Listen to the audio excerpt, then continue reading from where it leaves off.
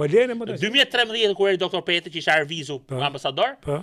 Arvizu nuk e takoi doktor Petrin. Arvizu i tha do iki bëj çështje me Beogradin, se kam një çështje me Beogradin. Kishte një çështje me Beogradin. As Sali Berisha nuk e takoi doktor Petrin. I tha doktor Petri do vi prap takoj, të bisedoj për 2013, për zgjedhjet 2013, se politikën e Shqipërisë e bë Amerika. Politikën e Amerikës e bëjmë ne, e bëj unë. Wow. Pa. A e morët vesh popull se politikë në Amerikës kush e boka në Shqipëni? Pa. Se doktor Petri më merr mua në telefon gjithmonë para zgjedhjeve, thotë si do dalin zgjedhjet në Amerikë. Po mirë. E tregoj gjithë, kam qenë 3 vjet në Washington DC. Ti gjithë këtë fuqi që ke, që të arrish të bosh politikën e Amerikës Shqipëni. Edhe natën Beogradin unë e bombardova.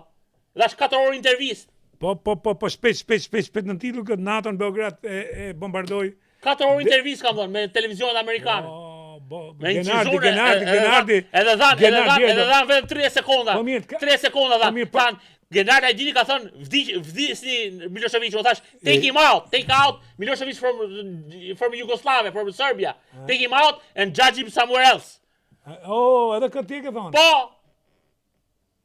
I forti Genardi. I forti. Po mirë, si ka mundsi asnjë nuk ka vlerësuar për këtë. Po si dinë sekrete këto tani po shpjegojnë, tani po hapen librat.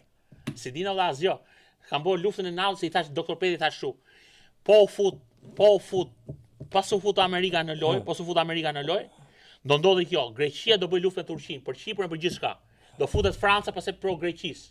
Do futen slavët pro Greqisë, do futet Rusia, do shpërbëhet NATO. Njeriu që lu politikë në jashtëm të Shqipërisë. Po prit për para ta marrë. Po njeriu që lu politikë në jashtëm të Shqipërisë. Politikë në jashtëm të Amerikës. Po ti jashtë të Amerikës, jo të Shqipërisë. Shqipëri nuk e njohun, njohë doktor Petri.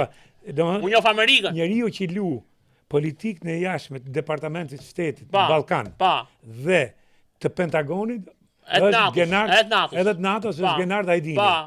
Bie dorën me se ej, ç'a vlera s'ke.